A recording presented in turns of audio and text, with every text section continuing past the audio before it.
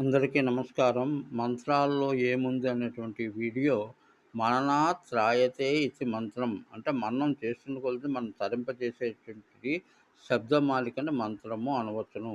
మంత్రాలకు, గ్రహాలకు సంబంధం ఉందా అంటే ఉన్నది.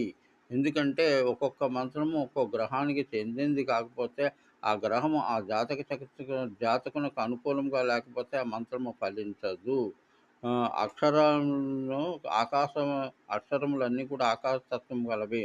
వాని యొక్క పౌనఃపున్యంలో ఉండేటువంటి తేడా మనిషిని ఆవరించినప్పుడు చాలా జాగ్రత్తగా ఉండవలసిన అవసరం ఉంది.